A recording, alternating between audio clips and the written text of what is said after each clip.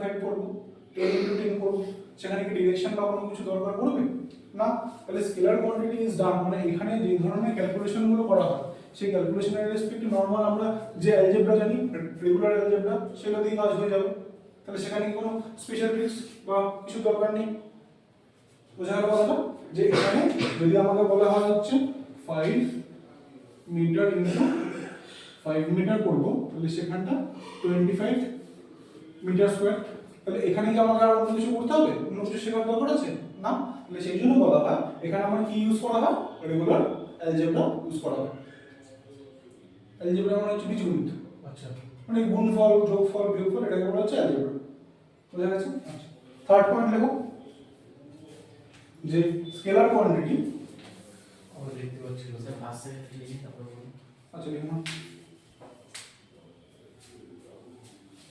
Sir এই মাস আসলে এই মাস অনলি হ্যাজ। আচ্ছা ওই লিখ করে দিচ্ছি, मास बोले हमें मास ले हैजली का मास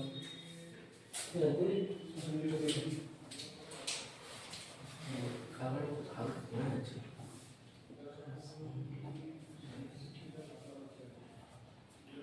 স্যার কোটা দিয়ে ক্লাস শুরু করেছি। साढ़े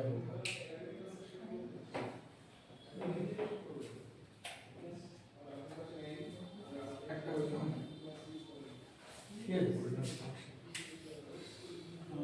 কারণ বুকিং করতে हाँ शादी का मतलब कोई ना भाई चले খুব মজা, আমি বলতে স্যার। আচ্ছা বুঝলে, ফটাফট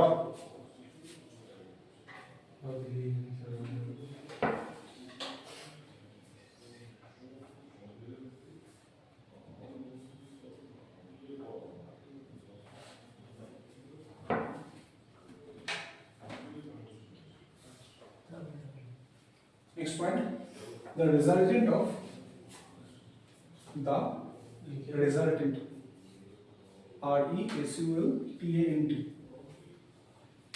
মানেটা বলছি, the resultant RESULTANT, the resultant of two scalar quantity,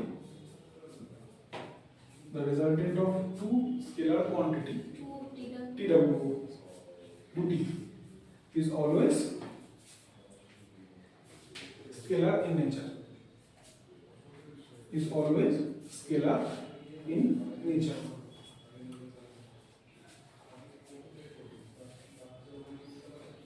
এটার মানটা কি বন্ধু শোনো, বলেছে দ্য রেজাল্টেন্ট, রেজাল্টেন্ট কথার অর্থ কি, এই যে জিনিসটা বললাম 5 into 5 করলাম, তো রেজাল্টেন্ট মানে কি, আমাকে বলেছে দুটো জিনিসে যোগ করতে বিয়োগ করতে গুণ করতে ভাগ করতে, সেটা যখন আমি করব দুটো স্কেলার কোয়ান্টিটি, স্কেলার কোয়ান্টিটি ভৌত রাশি, তখন কি হবে, সেখান থেকে আমি যে মানটা পাবো সেটাও কি হবে, তারও কোনো অভিমুখ বা ডিরেকশন থাকবে না। তো সেখান থেকে যে কোয়ান্টিটিটা পাবো সেটা সবসময় স্কেলার কোয়ান্টিটি হবে। মানে 5 into 5 দৈর্ঘ্য into দৈর্ঘ্য বলে কখনো সেখান থেকে ডিরেকশন আসবে, কখনো আসবে, এটা সেটা সম্ভব না। কিন্তু দুটো স্কেলার কোয়ান্টিটি যে আমি সাবট্রাকশন করি বা সাবট্রাকশন করি বা যাই করি না কেন, সেখান থেকে রেজাল্টেন্টটা মানে কি, যে আলটিমেট রেজাল্ট আছে সেটাকে রেজাল্টেন্ট বলা হয়, সেটা সবসময় কি হবে, স্কেলারই হবে। আচ্ছা, এবার হেডিংটা হচ্ছে ভেক্টর কোয়ান্টিটি।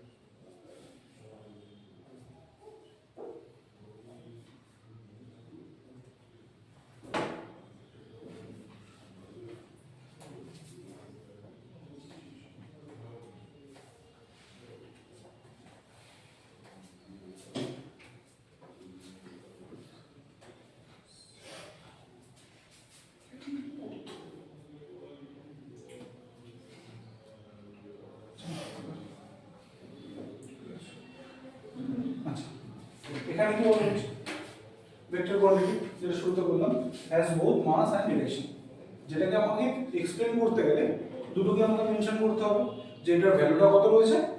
এই ম্যাগনেটিক মাস লিখেছিলাম, ম্যাগনিটিউড লিখেছিলাম না? ভুল কে আমি বলছিস তুই এরকম করছিস না? শুধু তো ভালোবাসা দেখো তো ভেক্টর কোয়ান্টিটি কি বলা হচ্ছে যে কি রয়েছে ম্যাগনিটিউড রয়েছে আর ডিরেকশন রয়েছে, যে কোনো একটা এমন কোয়ান্টিটি যেটাকে আমাকে এক্সপ্লেন করতে গেলে বা যেটা সম্পর্কে বলতে গেলে কি লাগবে, দুটোই লাগবে, যে এটা কতটা সেটা বলতে হবে আর কোন দিক সেটা মেনশন করতে হবে। 2 নম্বর point, calculation is done by vector algebra. তাহলে এখানে যে যোগ ভাগ গুণ বিয়োগটা নরমাল এরকম ভাবে করতে পারবো না আমরা, সেটার জন্য কি শিখতে হবে, ভেক্টর অ্যালজেব্রাটা শিখতে হবে, যেটা আমরা ফিজিক্সে শিখবো এরপরে। বোঝা গেছে কথা? ওখানে যখন স্কেলার ভেক্টর রয়েছে তখন শিখবো যে ভেক্টর অ্যালজেব্রা ইউজ করে সেটা করতে হবে। আচ্ছা 3 নম্বর কি বলছে, the resultant of two vector quantity can be either scalar and vector. আগেরটার ক্ষেত্রে কি ছিল, স্কেলার থেকে যখন যোগ ভাগ গুণ বিয়োগ করছি সেখান থেকে কি পাবো, স্কেলারই পাচ্ছিলাম, কিন্তু এই ভেক্টরের রেসপেক্টে কি, যেহেতু এখানে ডিরেকশন আর হচ্ছে ম্যাগনিটিউড দুটো রয়েছে, সেখান থেকে যে রেজাল্টেন্টটা পাবো বা সেখান থেকে যে যোগ ভাগ গুণ বিয়োগ করে যে ফলটা পাবো সেটা কি হতে পারে, তার স্কেলারও হতে পারে ভেক্টরও হতে পারে। স্কেলারও হতে পারে মানে কি, তার যে ডিরেকশনটা ছিল এখন ধরো ডিরেকশনটা নেই, সেটাও হতে পারে। আবার হতে পারে যে যোগ ভাগ গুণ করার পরে যে আগে যে স্কেলার কোয়ান্টিটি যে ভেক্টর কোয়ান্টিটি ছিল দুটোই ছিল, এখন দুটো থাকতেও পারে। বুঝা গেল কি না? কোনটা বলো? আচ্ছা কি বললাম, ধরো এই যে এখানটা বললো যে লাস্টে যে ভেক্টর কোয়ান্টিটি, এটা লাস্টের পয়েন্টটা তো, লাস্টের পয়েন্টটা বললো যে একটা জিনিস ছিল যার রেসপেক্টে যে কোয়ান্টিটিটা আমার দুটোই মেনশন করতে হচ্ছে, যে এটা কতটা রয়েছে আর কোন দিকে এগোচ্ছে। তাহলে সেখানে আমার এরপরে এমন কিছু রেজাল্টেন্ট রয়েছে বা এমন কিছু কাজ হয়েছে যার যোগ বা গুণ বিয়োগ বা ভেক্টর অ্যালজেব্রা করার পরে সেটার এখন আর ডিরেকশনটার দরকার নেই। দেখো ম্যাগনিটিউড সবসময় লাগবে, সেটা হচ্ছে পারমানেন্ট জিনিস, কতটা সবসময় লাগবে বলতে, কিন্তু ধরো ডিরেকশনটা এখন আর মেনশন করতে হচ্ছে না আমাকে। স্কেলারটা কি ছিল, যেখানে শুধু মানটা দরকার ছিল, আর এখানটা মানটা দরকার আর ডিরেকশন দুটোই দরকার। তাহলে এমন ভাবে এখন এই ক্যালকুলেশনটা করা হয়েছে যেখানটা আমার কি হয়েছে, শুধু এখন মানটা দিয়ে কাজটা চলে যাচ্ছে বা রেজাল্টেন্টটা দেখে মানটা দিয়ে কাজটা হয়ে গেল। যেমন ধরো বললাম যে আমি এইদিকে এতটা গেছি আর আবার ফিরে চলে এসেছি ততটাই, 5 মিটার গেছি উত্তর দিকে, 5 মিটার গেছি দক্ষিণ দিকে, এখন আমার পজিশন কত, যেখান থেকে শুরু করেছি সেটা পড়া হয় পয়েন্ট 0। তাহলে সেখানে বলতে গেলে আমি যে যেখান থেকে শুরু করছি সেটা বললেই হবে, ডিরেকশনটা বলতে হচ্ছে না। বুঝতে পারলে কথাটা, যে আমি 5 মিটার দূরে না 5 মিটার কাছে কিছু বলতে হচ্ছে না, যেখান থেকে শুরু করছি সেটাই, তাহলে সেখানটা আমি ডিরেকশনটা মেনশন করতে পারবো না। ঠিক আছে, তাহলে সেখানটা আমার ভেক্টর কোয়ান্টিটি দুটো জিনিসই হতে পারে। বুঝো? না স্যার